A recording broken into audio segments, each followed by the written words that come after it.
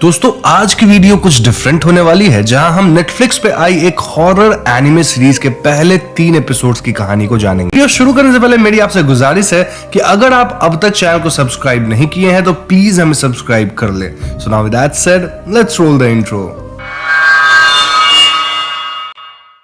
तो पहले एपिसोड की कहानी हिकिजुरी परिवार के बारे में है। परिवार में 5 भाई बहन हैं, जिनमें सबसे बड़ा काजुया है, उससे छोटे हैं किनाको, शिगुरो, नारुमी, हितोशी और मिसाको। एपिसोड की शुरुआत में ये भाई बहनें किसी जलते हुए शरीर को देख रहे होते हैं। इनकी आंखों में कोई भावना नजर नहीं आ रही है और इनका बर्ताव बहुत क्रीपी लग रहा होता है। अगले सीन में काजुया काम पे चला जाता है, जिसके लिए उसे सुबह सुबह निकलना होता है और वो देर शाम को लौटता है। काजुया के छोटे भाई बहन उसकी काफी इज्जत करते हैं क्योंकि वो उनके लिए मेहनत करता है। लेकिन अगले ही सीन में हम काजुया को एक पार्क में लेटे देखते हैं और वो कहता है कि हिकिजुकी परिवार के पास काफी पुश्तैनी जायदाद है, इसलिए उन्हें काम करने की कोई जरूरत नहीं है। वो तो बस अपने अजीब भाई बहनों से पीछा छुड़ाने के लिए यहाँ आ जाता है। तभी पार्क के दूसरी तरफ हम एक लड़की को देखते हैं जो वहाँ लेक की तस्वीरें खींच रही है। पूछने पे ये लड़की अपना नाम सचियो बताती है, जो यहाँ इसलिए आई है क्योंकि उसे भूत प्रेतों की तस्वीर खींचना काफी पसंद है। सचियो बताती है कि इस पॉन्ड में कई बच्चे डूब के मारे गए थे, इसलिए वो यहाँ की तस्वीर खींच रही है क्योंकि ऑब्वियसली यहाँ कई सारी आत्माएं होंगी।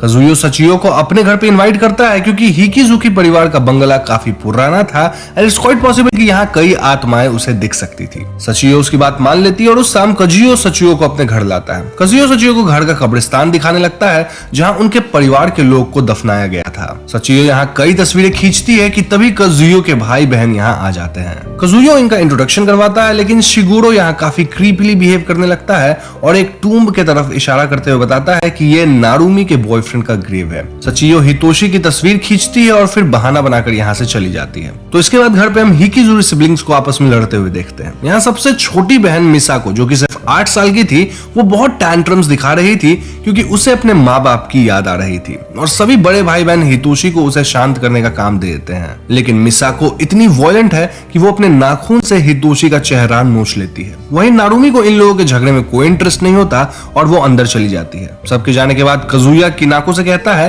कि वो एक सियोन्स करने का फैसला किया है जिससे कि मिसाको को उनके माता पिता की आत्मा से मिलवाया जा सके और सचियो को भी फिर से घर पे इनवाइट किया जा सके। दूसरी तरफ सचियो अपने घर पे हिकिजुरी घर में खींची तस्वीरें डेवलप करती है, जहां वो नोटिस करती है कि हितोशी के पीछे कई आत्माएं मौजूद हैं। इसी पल यहाँ किनाको आती है जो सचियो को सियोन्से के लिए इनवाइट करती है। ऐसे में सचियो अपने बॉयफ्रेंड को लेकर हिकिजुरी मैंसन पहुंचती है, जहां सभी भाई बहन सियोन्स की तैयारी किए बैठे हैं। लेकिन मिसाको फिर रोने लगती है और एक बार फिर से हितोशी पे अटैक कर देती है। इससे हितोशी बहुत अपसेट हो जाता है और अपने पिता के टूम के पास जाकर रोने लगता है। इधर काजुया सियोन शुरू करता है और अपने माँ बाप के स्पिरिट को इन्वाइट करता है। अचानक शिगुरो उठ खड़ा होता है और एक तरह का सब्सटेंस वोमिट करता है, जो कि सचियो और उसके बॉयफ्रेंड को इंडोप्लाज्म लगता है, जो कि किसी पोजेशन के द्वारा एक इंसान रिलीज कर सकता है। शिगुरो की आवाज भारी हो जाती है और वो अपने पिता की आवाज में अपने भाई बहनों से बात करता है। वो काजुया को काफी भला बुरा सुनाता है और कहता है कि उसने अपने भाई बहन का ख्याल ठीक से नहीं रखा, इसीलिए आज से बड़े भाई की जिम्मेदारी शिगुरो उठाएगा। काजुया डर कर भाग जाता है और कुछ ही देर बाद शिगुरो भी नॉर्मल हो जाता है। लेकिन एज एन ऑडियंस हम देख पाते हैं कि हितोशी की हालत कुछ ठीक नहीं लगती। वहीं काजुया अपने पिता के टूम्बस्टोन को गुस्से में तोड़ देता है। तो अगले सीन में हम शिगुरो को अपने भाई बहनों पे रौब झाड़ते देखते हैं और वो उन सबको अपनी सेवा करने के लिए कहता है क्योंकि अब वो घर का हेड है। डरते हुए काजुया एंटर करता है और शिगुरो से कहता है कि वो दोबारा सियोन्स करवाएगा ताकि इस बार माँ की आत्मा से बात की जा सके।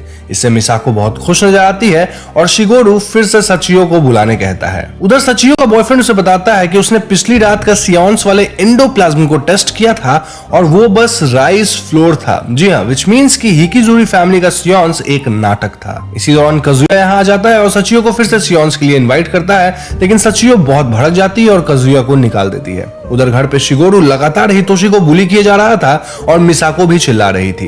तभी यहाँ काजुया आता है और शिगुरो के साथ कल रात के नाटक के लिए लड़ने लगता है। शिगुरो उसे फादर का नाम लेकर डराने लगता है, लेकिन काजुया को कोई फर्क नहीं पड़ता क्योंकि वो समझ चुका था कि शिगुरो नाटक कर रहा है। लेकिन तभी पीछे से हितोशी उठ खड़ा होता है और उसके अंदर से उसके पिता की आत्मा निकलती है, जो बहुत गुस्से में लग रही थी। ये एंटिटी सारे भाई बहनों को डराते हुए घर से बाहर निकलती है और अपने टूम्बस्टोन के अंदर समा जाती है। हितोशी को भी होश आ जाता है और अब उसे कुछ भी याद नहीं था, लेकिन सभी सिबलिंग्स उससे डरे हुए लग रहे थे। तो ये थी स्ट्रेंज हिकिजुरी सिबलिंग्स की कहानी, जहां हम देखते हैं कि एक परिवार को जो गार्डियन फिगर के नामौजूदगी में बहुत अजीब हो गया है। सभी बड़े भाई बहन एक दूसरे से लड़ते झगड़ते रहते हैं, वहीं छोटे भाई बहन हितोशी और मिसाको ट्रॉमेटाइज थे। हितोशी हमेशा से अपने बड़े भाई बहन के बुलिंग का शिकार रहा, इसी वजह से उसके अंदर एक डार्क एनर्जी भर गई थी। शायद यही वजह है कि सचियो को उसके पीछे आत्माएं नजर आई थी और इसीलिए अंत में उनके पिता की आत्मा भी उसी के अंदर प्रवेश की। ये कहानी एक्चुअल मांगा का एक ही हिस्सा है, जहां हम इंट्रोडक्टरी सीन में एक प्रीक्वल का अंत देख रहे हैं। जी हाँ, यहाँ नारुमी अपने भाई बहन से तंग आकर भाग गई थी जब उसे उसका हाई स्कूल सीनियर कोटानी संभालता है। कोटानी नारुमी को वापस घर जाने कहता है, लेकिन नारुमी नहीं जाना चाहती। इधर उसके भाई बहन शिगोरो को उसे लड़ने भेजते हैं और कोटानी को प्रैंक करने का फैसला करते हैं। कोटानी को नारुमी के फेक घोस्ट दिखाया जाता है, जिससे वो बहुत डर जाता है और उसकी हार्ट अटैक से मौत हो जाती है। इन सब प्रैंक में नारुमी भी शामिल थी और अंत में ये लोग मिलकर कोटानी की बॉडी का फ्यूनरल करते हैं और उस मैनिक्विन को भी जला देते हैं जिसका इस्तेमाल उन्होंने प्रैंक में किया था। इसी सीन पे एनिमे की कहानी शुरू होती है, जो कि मैंने आपको शुरू में बताया भी था। तो यही थी पहले एपिसोड की कहानी और इसी के साथ हम मूव ऑन करते हैं सेकंड एपिसोड पे। और हाँ, यहाँ ध्यान रहे ऐसी छोटी छोटी लिंक्स आपको हर एक एपिसोड में मिलेगी, जो कि जब आप 12वें एपिसोड की कहानी जाएंगे तो एक बड़ा सा कहानी बनेगा। मैं बेसिकली ये बात इसलिए बता रहा हूँ क्योंकि इस वीडियो में सिर्फ 3 ही एपिसोड्स कवर हो रहे हैं, लेकिन अगर आप इस वीडियो को ढेर सारा प्यार देते हैं, यानी कि 20K लाइक्स, तो आगे हम बाकी के 9 एपिसोड्स को भी जरूर लेकर आएंगे। एनीवे, सेकंड एपिसोड की तरफ बढ़ते हैं। तो दूसरे एपिसोड की शुरुआत में हम एक बच्चे को उसकी मां के साथ देखते हैं, जहां वो लोग एक टनल के सामने खड़े थे। अचानक ये औरत टनल के अंदर जाने लगती है, जहां एक ट्रेन एक्सीडेंट के कारण उसकी मौत हो जाती है। लेकिन ये ट्रेन अपने आप ही गायब हो जाती है, मानो कहीं हवा से आ गई हो। तो इस घटना को कुछ समय बीत जाता है और अब ये बच्चा बड़ा हो चुका है। इसका नाम गोरू है और वो अपने स्कूल के दोस्तों के साथ वही टनल एक्सप्लोर करने जा रहा है। टनल के अंदर एक दोस्त उन्हें बताता है कि टनल के बीचों बीच कोई अजीब चीज है जो उन्हें जरूर देखनी चाहिए। लेकिन बीच में इन्हें कोई आवाज सुनाई देती है और इन्हें एक इंसान यहाँ खड़ा दिखता है। सभी लोग डर कर भाग जाते हैं, लेकिन गोरू देखता है कि ये उसकी छोटी बहन मरी है जो अपने आप यहाँ आ गई थी।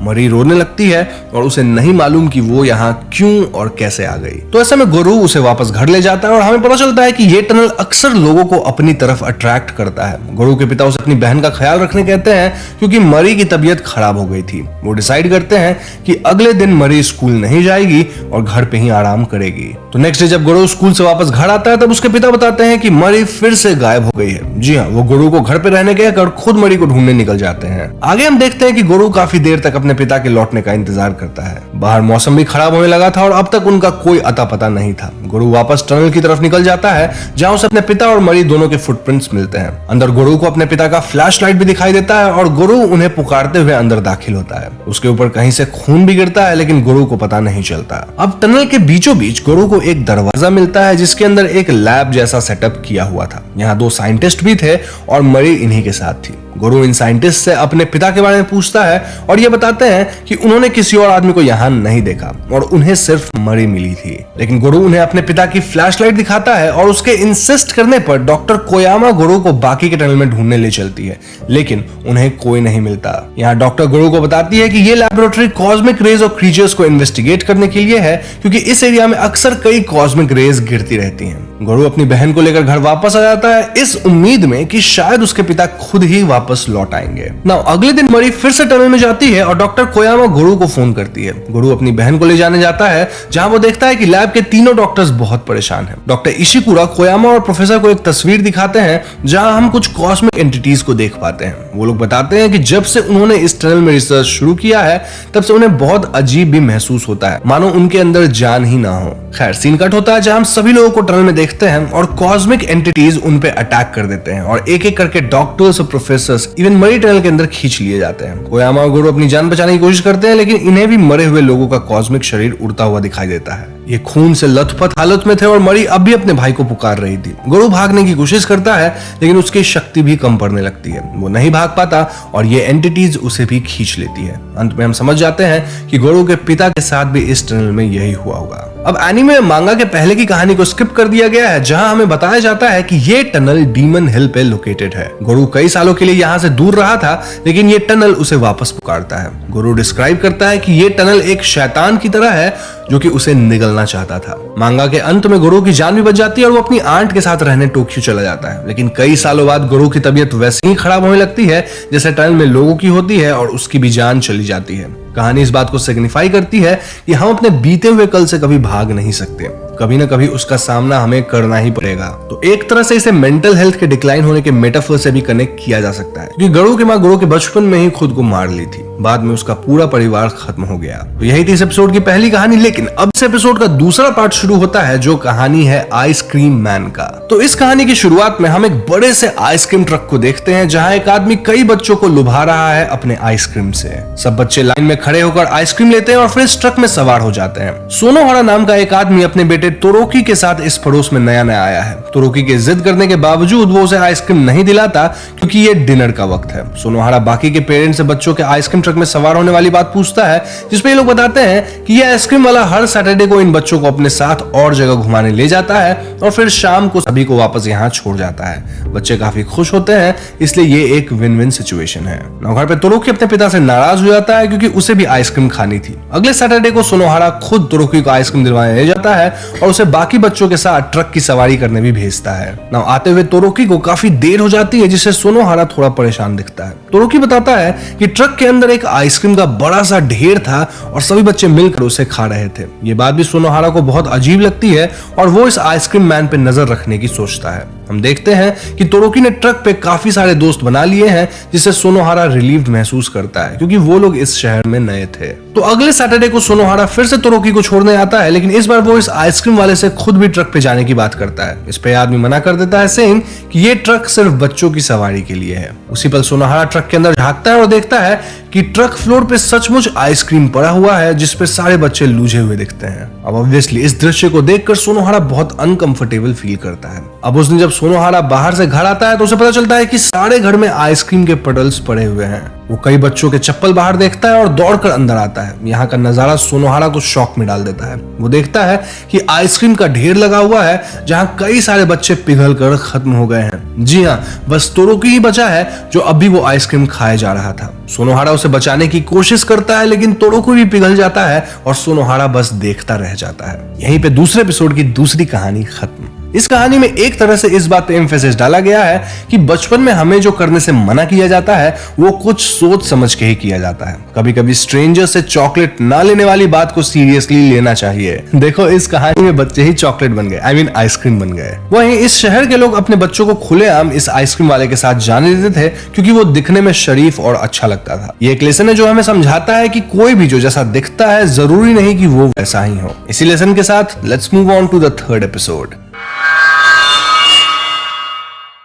तो तीसरे एपिसोड की शुरुआत में हम मिलते हैं कजुको से, जो अपने कमरे में डर के एक कोने में बैठी है। बाहर से उसे एक आवाज आती है जो कि कहती है कि अगर वो बाहर नहीं निकली तो भूख से मर जाएगी। अब यहाँ से कहानी 1 महीने पहले पर आता है, जहाँ हम पावर लाइन से एक लड़की की लाश को लटकते हुए देखते हैं। ये लड़की जापान की मशहूर पॉप स्टार तेरुमी थी, जो कि किसी वजह से खुद को मार ली थी। कजुको और कुछ और लड़कियां तेरुमी की सहेलियां थी और उसकी मौत से पूरा शहर सदमे में है क्योंकि उसके कई फैंस थे। स्कूल के कई बच्चे उसके बॉयफ्रेंड पे इल्जाम लगाते हैं, लेकिन कजुको उसे बचा लेती है। कोई समझ नहीं पाता कि तेरुमी ने यह कदम क्यों उठाया होगा। तो कुछ दिन बीत जाते हैं और अब न्यूज में यह खबर आने लग गई है कि कई टीनेजर्स को तेरुमी के सर जैसा एक बड़ा बैलून उड़ता हुआ दिखाई दिया और सभी को लगने लगा है कि यह उसकी आत्मा है। कजुको को इस खबर पे यकीन नहीं होता, लेकिन एक रात उसे तेरुमी का बॉयफ्रेंड फोन करता है और बताता है कि उसने भी तेरुमी के सर को आसमान में देखा है, जो धीरे धीरे पूरब की ओर बढ़ रहा है। वो कजुको को भी इसे देखने के लिए बुलाता है। कजुको वहां पहुंचती है और सचमुच ही तेरुमी के सर को आसमान में देखती है। वो उसका पीछा करती है और पाती है कि तेरुमी का बॉयफ्रेंड इस सर को पकड़ने की कोशिश कर रहा है। तभी अचानक कहीं से इस लड़के के सर का बलून आता है, जिसमें एक फांसी का फंदा लगा हुआ था। ये फंदा तेरुमी के बॉयफ्रेंड को फांस कर मार देता है। इस हादसे से कजुको बहुत डर जाती है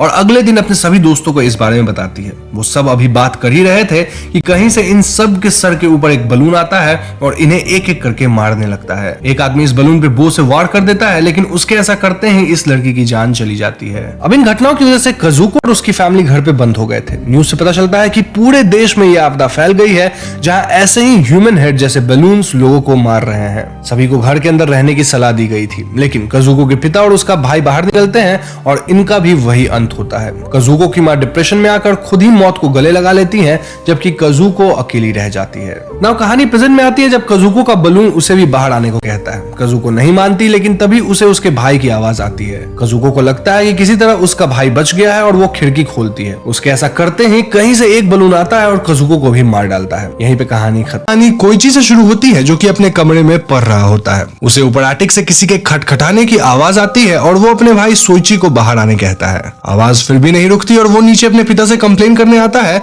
लेकिन सोइची नीचे होता और कहता है कि उसका इन सब में कोई हाथ नहीं है। कोइची वापस पढ़ने जाता है, लेकिन फिर से उसे आवाज आती है और वो नीचे सोइची को डांटने जाता है। सोइची कहता है कि जरूर उसके कमरे में कोई पोल्टरजिस्ट होगा और वही उसे डरा रहा है। तो इसके बाद अचानक कोइची को हवा में केटल्स उड़ते हुए दिखते हैं, जिससे वो डर जाता है। लेकिन तभी वो देखता है कि इन केटल्स पर धागा लगा हुआ है और इन्हें सोइची कपबोर्ड के अंदर से चला रहा था। ऐसे में सोइची भी बहुत भड़क जाता है और उसके पिता कहते हैं कि अब से वो कोइची के रूम को साउंड प्रूफ करवा देंगे ताकि सोइची उसे डिस्टर्ब कर ही ना सके। तो अगले दिन जब कोइची स्कूल से वापस आता है तो उसकी माँ उसे बताती है कि उसके रूम को साउंड प्रूफ करने के लिए एक कारपेंटर बुलवाया गया है जिसका नाम मिस्टर तगाइसु है। मिस्टर तगाइसु काफी अजीब आदमी था जो बताता है कि वो एक स्पेशल तरीके से रूम को साउंड प्रूफ करेगा, जिस तरीके का नाम है क्वाड्रुपल, मतलब कि वो उसके कमरे को 4 तरीके से लॉक कर देगा। जापान में 4 का मतलब डेथ होता है और उसके ऐसा करने से आवाज कमरे के अंदर आने से पहले ही मारी जाएगी। अब यहाँ सोइची कारपेंटर तक को परेशान करने की कोशिश करता है, लेकिन तगाइसु को उसका औजार चलाने का तरीका अच्छा लगता है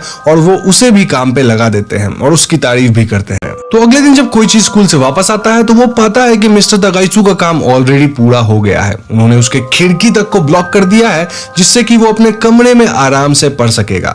जब सोइची उसकी माँ उसके कमरे को देखने जाते हैं तो पाते हैं कि तगाइसु ने कमरे में 4 दरवाजे का लॉक लगा दिया है, जिससे कि कमरा बहुत ज्यादा संकीर्ण यानी कि छोटा सा हो गया है। लेकिन कोइची कहता है कि उसे तो सिर्फ पढ़ाई करने के लिए शांति चाहिए, तो वो इस छोटे से कमरे में एडजस्ट कर लेगा। तो उस रात हम कोइची को पढ़ते देखते हैं जहां उसका कमरा बिल्कुल शांत है। इनफैक्ट इतना शांत है कि कोइची को अजीब लगने लगता है। लेकिन तभी उसे बाहर से फिर से किसी की आवाज सुनाई देती है। कोइची समझ जाता है कि ये सोइची की ही आवाज है। वो दरवाजे से बाहर निकलता है और देखता है कि 2 डोर्स के बीच एक खाली जगह बन गई है। कोइची समझ जाता है कि सोइची इसी के अंदर छुपा हुआ है। कोइची अंदर दाखिल होता है और पाता है कि उसके कमरे से सटकर एक सुरंग जैसा बन गया है जिसके नीचे वो सोइची को छुपा पाता है, जो उसे परेशान करने के लिए आवाजें निकाल रहा था। कोइची उसका पीछा करता है, लेकिन सोइची उसे चकमा देकर दूसरी तरफ से निकल जाता है। वहीं कोइची एक नेल से भरे दीवार को पार करता है जो सोइची ने उसके लिए ही बनाया था। यही नहीं, सोइची कोइची को एक गंदे पानी के नाले में गिरा देता है और कोइची उसे अब भी पकड़ नहीं पाता। फाइनली कोइची समझ जाता है कि सोइची उससे रिएक्शन पाने के लिए उसे इतना परेशान कर रहा है, इसलिए वो वहां से बाहर निकलता है और पढ़ने चला जाता है। जबकि सोइची अब भी वहीं नीचे कोने में छुपा आवाज निकाल रहा था, लेकिन जब कोइची से उसे कोई जवाब नहीं मिलता तो वो भी थक जाता है। नाउ एक्चुअल मांगा में सोइची एक 5th ग्रेड का लड़का है जो बहुत शरारती है। सोइची को लोहे के नेल से खेलना और वूडू डॉल्स की मदद से लोगों को परेशान करना बहुत पसंद है। इस कहानी में हम सोइची की एक शरारत देख पाते हैं जहां वो तगाइसु की मदद से एक 4x4 रूम बनाता है जहां छुपकर वो कोइची को परेशान कर रहा है। कहानी एब्रप्टली खत्म हो जाती है, लेकिन एक्चुअल मांगा में सोइची उस कमरे में बेहोश हो जाता है और उसके पिता उसे बचा लेते हैं। बाद में वो लोग इस कमरे के बारे में पूछने के लिए मिस्टर तगाइसु की कंपनी को फोन करते हैं जो बताती है कि वहां ऐसा कोई कारपेंटर काम ही नहीं करता। हम कह सकते हैं कि इस कहानी में एक तरह से कोइची के अकेलापन को या फिर सोइची के भी अकेलापन को दिखाया गया है। जहां एक तरफ कोइची अकेला रहकर पढ़ाई करना चाहता है, वहीं सोइची अपने आप को अकेला पाता है और किसी तरह की कंपनी ढूंढता है। इस उम्र में वो सभी शरारतें अटेंशन पाने के लिए करता है जो उसे बस अपने भाई कोइची से ही मिल पाता है। बात रही वो कारपेंटर कौन था, तो वेल इसे आप कैसे भी इंटरप्रेट कर सकते हैं। कोई भूत आत्मा या फिर सोइची का सबकॉन्शियस या फिर एक ऐसी ही स्टोरी में इंटरेस्टिंग प्लॉट, ये आप पे निर्भर करता है। अब यहाँ से हम कहानी के दूसरे हिस्से में पहुंचते हैं जिसका नाम है सैंडमैन स्लायर। हम यूरी से मिलते हैं जिसकी हालत खराब है। यूरी एक कैफे में बैठा है और बहुत थका हुआ लग रहा है। उससे मिलने मारी नाम की लड़की आती है जो यूरी से पूछती है कि उसने अपना ये हाल क्यों बनाया हुआ है। यूरी कहता है कि वो कई दिनों से सोया नहीं है, जिसपे मारी उसे कारण पूछती है। यूरी बताता है कि कुछ दिनों से उसके अंदर का यूरी जो सपनों की दुनिया में रहता है वो बाहर आने की जिद कर रहा है। उसे डर है कि अगर वो सो गया तो उसके अंदर का ये यूरी बाहर आ जाएगा और रियल वर्ल्ड में उसकी जगह ले लेगा, जबकि वो खुद सपनों की दुनिया में फंस कर रह जाएगा। अब ऑब्वियसली मारी को ये बात पे यकीन नहीं होता और वो उसे डॉक्टर के पास चलने कहती है, लेकिन यूरी मारी से मदद मांगता है सेइंग कि वो बस इतना चाहता है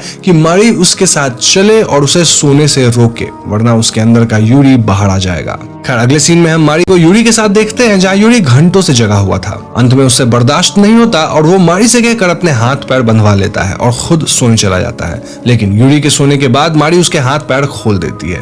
कुछ देर बाद मारी की नींद खुलती है और वो पाती है कि यूरी के अंदर से कोई एंटिटी बाहर निकलने की कोशिश कर रहा है जो मारी की तरफ बढ़ता है। मारी बहुत डर जाती है और यूरी को जगाती है। मारी और यूरी मिलकर इस एंटिटी को उसके अंदर धकेलते हैं। इसके बाद मारी यूरी से पूछती है कि ये सब क्या था और यूरी कहता है कि वो बचपन से ही हॉलो रहा है। जब से उसके माँ बाप की मौत हुई थी वो अपने सपनों की दुनिया को बहुत तवज्जो देता है, इसीलिए उसके अंदर यानी उसके शरीर के दूसरे तरफ एक दूसरा यूरी रहने लगा है जो सपनों में रहता है। उसकी और यूरी की इच्छाएं सपने सब एक है, इसलिए वो बाहर आकर उसकी जगह लेना चाहता है और मारी के साथ रहना चाहता है। इसके बाद यूरी को फिर से नींद आने लगती है और मारी उसे सोने से रोकने की कोशिश करती है, लेकिन यूरी को नींद पड़ जाती है और मारी खुद को उसके साथ बांध लेती है ताकि उसके अंदर के सेल्फ को बाहर आने से रोक सके। कुछ देर बाद यूरी के अंदर का हिस्सा फिर से बाहर आने की कोशिश करता है और यूरी खुद अंदर धकेला जाने लगता है। इस बार मारी भी उसके साथ चली जाती है क्योंकि वो यूरी के बिना इस दुनिया में नहीं रहना चाहती थी। एंड सीन में पुलिस मारी को ढूंढने के लिए यूरी के घर आती है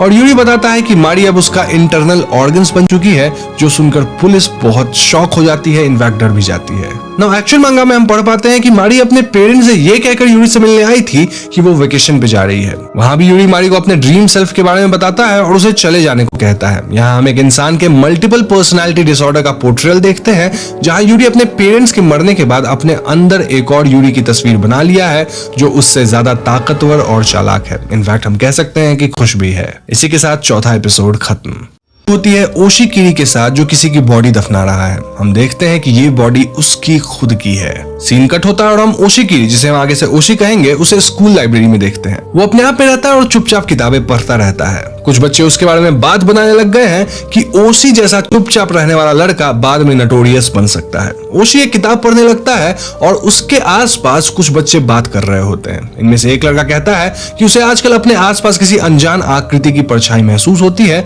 मानो कोई अल्टरनेट डिमेंशन से यहाँ आ गया हो। ये सभी बर्मुडा ट्रायंगल की कहानी को इस बात से जोड़ने लगते हैं और पाते हैं कि ओशिकिरी उसी बारे में किताब पढ़ रहा है। ये सब ओशी से बात करने आते हैं और सभी अल्टरनेट डिमेंशन पे डिस्कस करते हुए दोस्त बन जाते हैं। ओशी इन्हें बताता है कि कभी कभी उसे अपने घर में किसी के कदमों की आवाज सुनाई देती है।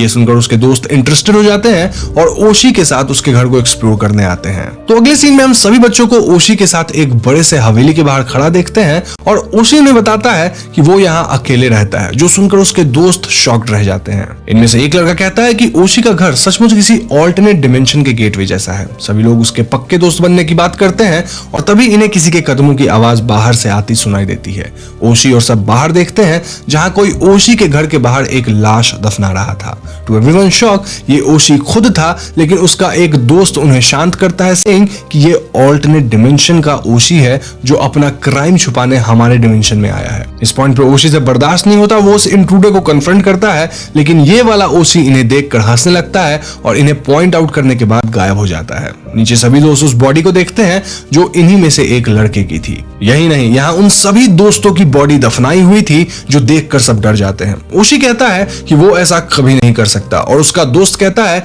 कि हमें मालूम है कि ये तुम या हम लोग नहीं है, ये तो वो दूसरे डिमेंशन वाला ओशी का काम है। इसके बाद सब मिलकर उन बॉडीज को वापस दफनाने लगते हैं और दूसरी तरफ हम दूसरे डिमेंशन वाले ओशी को देखते हैं जो किसी के फुटस्टेप सुनकर परेशान हो रहा है। और यहीं पे कहानी खत्म। तो दोस्तों ये थी इंट्रूडर की कहानी और पहली दफा देखने पे ये स्ट्रेट फॉरवर्ड ही लगती है। हम कह सकते हैं कि असल में जो हुआ वो ओशी का हैलुसिनेशन या उसका असली चेहरा भी हो सकता है। आई मीन ओशी घर में अकेला रहता है, उसके कोई दोस्त भी नहीं है, लोग कहते भी हैं कि वो बाद में क्रिमिनल बन सकता है इत्यादि। तो क्या पता कि ओशी ने सचमुच वही कदम उठाया हो और उसे खुद भी नहीं पता। या ये भी हो सकता है कि ओशी ये सब इमेजिन कर रहा है, लेकिन कब तक, कहीं वो पागल तो नहीं हो रहा। हम इसे काइंड ऑफ ओपन एंडिंग ही समझ सकते हैं। अब एक्चुअल मांगा में ओशी फुटस्टेप्स वाली बात अपने कजन को बताता है जो उसका इकलौता दोस्त था। उसका कजन उसे पुलिस बुलाने कहता है, लेकिन ओशी मना कर देता है। मांगा हैलुसिनेशंस में ओशी ने अपने बेस्ट फ्रेंड कजिमा को मारकर दफना दिया था, जिसका रेफरेंस हमें यहाँ शुरू के सीन में मिलता है। अब यहाँ से कहानी का दूसरा हिस्सा शुरू होता है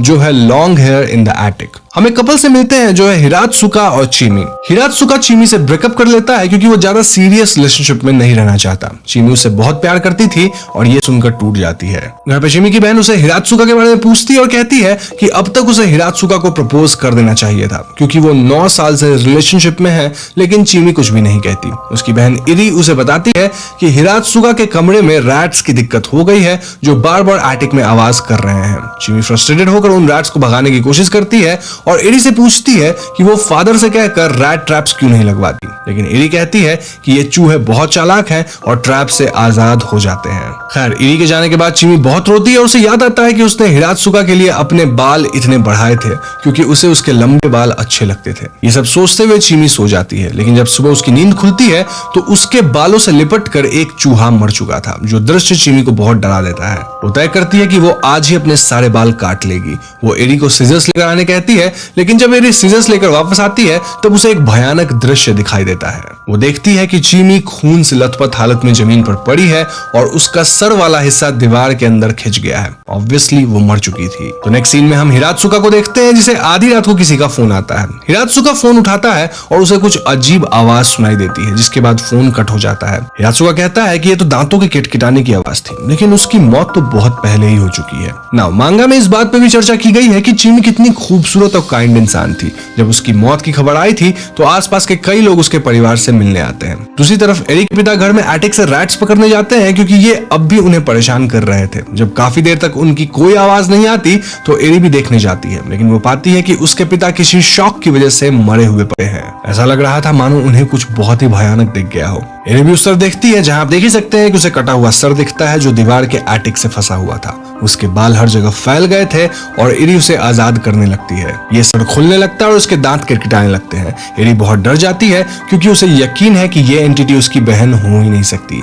धीरे धीरे ये बालों का ढेर हर जगह ग्रो करने लगता है और हम चीमी का सर नीचे गिरते हुए देखते हैं। ये सर हिरात्सुका के पास जाता है और वो भी चीमी के बालों के हाथों मारा जाता है। तो आप देख सकते हैं कहानी चीमी हिरात्सुका की है, जहां हिरात्सुका चीमी को बहुत बुरी तरह ट्रीट करता है। चीमी अपने आप को उसके हर सांचे में ढालती है, लेकिन हिरात्सुका उसे दूसरी लड़की के लिए छोड़ देता है क्योंकि वो बेसिकली उससे बोर हो गया था। चीमी ना सिर्फ अपना प्यार खोती है बल्कि अपनी आइडेंटिटी भी खो देती है। इसीलिए उसने खुद को मार डाला और अंत में हिरात्सुका को भी वैसे ही सफोकेट करके मारा जैसे 9 साल के रिलेशनशिप में हिरात्सुका ने चीमी की पहचान को मारा था। इसी के साथ 5वां एपिसोड खत्म।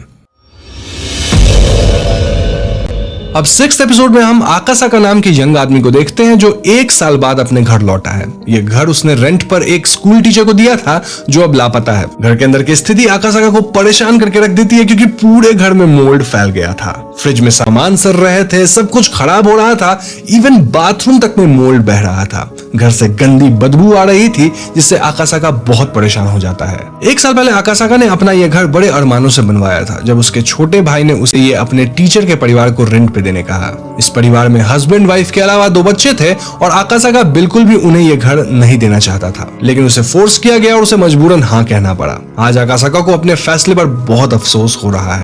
नाउ आकासाका का भाई उससे माफी मांगता है और बताता है कि उस टीचर का परिवार लापता है। आकासाका उससे पूछता है कि यहाँ आखिर हुआ क्या था, जिसमें उसका भाई पहले तो हिचकिचाता है लेकिन जोर डालने पे बताता है कि टीचर का छोटा बच्चा बहुत अजीब दिखता था और उसके पूरे शरीर पर मोल्ड्स हो गए थे। ये मोल्ड्स ने उसकी बेटी को इफेक्ट कर दिया था जिससे कि वो भी भयानक दिखने लगी थी। फिर एक दिन वो गायब हो गए। वो बहुत डरा हुआ लगता है और आकासाका को जल्द से जल्द ये घर छोड़ देने कहता है। तो अपने भाई के जाने के बाद आकासाका ऊपर अपने कमरे से सामान लेने जाता है, लेकिन दरवाजे के पीछे उसे उस टीचर और उसकी बेटी की लाश दिखती है जो उसी मोल्ड में दबी हुई थी। ये दृश्य देख आकासाका बहुत डर जाता है। हम देखते हैं कि अब आकासाका के शरीर पर भी मोल्ड आने लग गया है और उसकी हालत भी इन्हीं लोगों की तरह होने लगी है। यहीं पर यह कहानी खत्म हो जाती है। अब ये कहानी अगेन बहुत सिंपल सी है, लेकिन यहाँ हम इस कहानी को ओसीडी का स्वरूप मान सकते हैं। जी हाँ, एक ओसीडी पीड़ित इंसान के लिए अपना सामान शेयर करना बहुत मुश्किल होता है और आकासाका भी अपना घर किसी और को नहीं देना चाहता था, लेकिन उसे देना पड़ा और बदले में उसे मिला एक भयानक रूप उसी घर का जो अब मोल्ड से भर गया था। एक्चुअल मांगा में हमें यही बताया गया है कि आकासाका एक्चुअली घर जल्दी आ गया था, उसे 1 महीने बाद आना था, लेकिन वो पहले ही आ जाता है। वो रेन सिजी से बात करने की कोशिश करता है, लेकिन वो उसका फोन नहीं उठाता। आकासाका का पेट डॉग भी गायब मिलता है, जिसका ख्याल रखने की जिम्मेदारी उसने उसी टीचर के परिवार को दी थी। इस बात से आकासाका बहुत परेशान हो जाता है। ओवरऑल हम इस एपिसोड को ओसीडी का एक एग्जैजरेशन कह सकते हैं, या फिर हम ये भी कह सकते हैं कि यहाँ कुछ सुपरनैचुरल एंटिटी थी, यानी कि वो बच्चा जिसके अंदर से मोल्ड हो रहा था और वो सबको मार रहा था, वही कोई सुपरनैचुरल एंटिटी होगा। तो आप इसे जिस तरह से देखना चाहे वैसे देख सकते हैं। खैर, इस एपिसोड के दूसरे हिस्से का नाम है लाइब्रेरी विजन, और अब हम उसके बारे में बात करेंगे। तो कहानी की शुरुआत में हम एक छोटे बच्चे को देखते हैं जिसे एक लाइब्रेरी की खिड़की में कोई परछाई नजर आती है। ये बच्चा अब बड़ा हो चुका है और इसका नाम है गोरो। गोरो अपने लाइब्रेरी में बैठा किताब पढ़ रहा है जब उससे मिलने कोको नाम की एक लड़की आती है। गोरो देखता है कि उसके लाइब्रेरी से एक खास किताब गायब है जिसका नाम Rene of the winter wind है। यह किताब उसकी माँ की फेवरेट किताब थी और गोरो बहुत परेशान हो जाता है। तब कोको बताती है कि उसने ये बुक पढ़ने के लिए उठा ली थी। गोरो उस पर बहुत गुस्सा करता है और कहता है कि वो उससे बिना पूछे कोई भी किताब ना ले जाए। अब मांगा में इस लाइब्रेरी का ज्यादा खूबसूरती से वर्णन किया गया है। ये गोरो के परिवार की पुश्तैनी लाइब्रेरी है जिसमें 1,50,000 से भी ज्यादा किताबें हैं। गोरो के पिता मेंटल असाइलम में भर्ती हैं क्योंकि वो इन किताबों को पढ़ते पढ़ते पागल हो गए थे। गोरो ने खुद इस लाइब्रेरी की किताबों को कम से कम 3 बार पढ़ा है और कोको उसके इंटेलिजेंस की वजह से ही उसे प्यार भी कर बैठी है। एनीवेज, कहानी आगे बढ़ती है और हम गोरो को डायरी लिखते देखते हैं। गोरो 4 साल की उम्र से ही डायरी लिखता आ रहा है क्योंकि वो अपने सभी यादों को संजो कर रखना चाहता है। उस रात सोते हुए गोरो की नींद अचानक खुलती है और उसे एक बुरा सपना आता है। वो कोको को बताता है कि उसने देखा कि उसकी कई किताबें खो गई है। कोको उसे सुबह ढूंढ लेने को कहती है, लेकिन गोरो उसी समय अपनी सभी किताबें गिनने चला जाता है। वो पाता है कि Rene of the winter wind के अलावा उसके पिता की फेवरेट किताब हेल ऑफ द थॉर्न्स भी गायब है। गोरो के लिए ये किसी बुरे सपने से भी बदतर बन गया था। इस पॉइंट पे अपने पति को समझाने के लिए कोको उसकी डायरीज पढ़ती है। उससे पता चलता है कि गोरो की माँ उसे बचपन में Rene of the winter wind सुनाया करती थी, इसीलिए वो उसकी फेवरेट किताब है। उसे ये भी मालूम होता है कि गोरो को बुरे सपने उसके पिता की ही वजह से आते हैं क्योंकि वो गोरो को डरावनी किताबें पढ़कर सुनाया करते थे, जिसमें से हेल ऑफ थॉर्न्स भी एक थी। इनफैक्ट हेल ऑफ थॉर्न्स इस सदी की सबसे डरावनी किताब थी जिसने गोरो के दिमाग पर एक गहरी छाप छोड़ दी थी। गोरो नहीं चाहता था कि कोई किताब उसके पास से गायब हो, लेकिन अब उसके मन में ये किताबें गायब हो चुकी थी, इसलिए वो तय करता है कि वो इन किताबों को रट लेगा, यानी याद कर लेगा, ताकि ये कभी उसके पास से गायब हो ही नहीं पाए। दिमाग से कैसे कुछ गायब होगा। तो गोरो ऐसा ही करता है, जबकि कोको उसे संभालने की बहुत कोशिश करती है। गोरो दिन रात इन किताबों को याद करने की कोशिश में पागल हो जाता है और एक दिन इस पूरे लाइब्रेरी में आग लग जाती है जिससे गोरो भी नहीं बच पाता और ये शापित लाइब्रेरी भी जाती रहती है। दूसरी तरफ हम गोरो के पिता को देखते हैं जो उसी की तरह इस लाइब्रेरी से और किताबों से ऑब्सेस्ड थे। उन्हें बहुत पहले पागल खाने में भर्ती करवा दिया गया था और उन्होंने ही गोरो के लाइब्रेरी से Rene of the winter winds और हेल ऑफ द थॉर्न्स किताब चुराई थी, जिससे गोरो का नाइटमेयर ट्रिगर हुआ था। हम देखते हैं कि गोरो की ही तरह वो भी इन किताबों को रटे जा रहे हैं। अचानक वो अपने कमरे की खिड़की से कूद कर जान देते हैं और हम उनके पीछे बाकी दोनों बुक्स के साथ कोकोज मेपल्स ट्री नाम की किताब भी देखते हैं और रियलाइज करते हैं कि कोको सिर्फ गोरो के इमेजिनेशन का हिस्सा थी। मतलब समझ रहे हो ये कहानी कितने डीप लेवल पे है ना। पहले कहानी की तरह ये कहानी भी ओसीडी को पोर्ट्रे करती है, जहां गोरो ये सोच भी नहीं सकता था कि उसकी किताब अपने जगह से हिलेगी। वहीं चाइल्डहुड ट्रॉमा को भी दिखाता है, जहां बचपन में माँ बाप के कारण गोरो ने जो ट्रॉमा झेला उसने उसके साइकोलॉजी को हमेशा के लिए बिगाड़ कर रख दिया। जैसे असल दुनिया में माँ बाप के कारण कई बार बच्चे सदमा सहते हैं, वैसे ही फिगरेटिवली गोरो के पिता की किताब चुरा लेने की वजह से गोरो भी अपना संतुलन खो बैठा। इनफैक्ट कोको भी उसके बस इमेजिनेशन का हिस्सा था, एक किताब से उठाया हुआ जिसका नाम था कोकोज मैपल ट्रीज। रियली ये कहानियां कितनी सिंपल होते हुए भी कितनी डीप है और यही इस पूरे सीरीज का मजा है। तो दोस्तों बस यही थी अगले 3 एपिसोड्स की कहानी और मुझे उम्मीद है आपको ये वीडियो पसंद आई होगी। इन 3 एपिसोड्स में हम 6 कहानियां जान पाए जो कि अमेजिंग थी। तो अगर ये कहानियां पसंद आई है तो वीडियो को लाइक करें क्योंकि 20K का एम है और उसके बाद ही मैं बचे हुए एपिसोड्स को लाऊंगा जो कि और भी इंटरेस्टिंग है। और लाइक तो बनता भी है क्योंकि मैं आपको मांगा से भी यहाँ ढेर सारी इन्फॉर्मेशन दे रहा हूँ।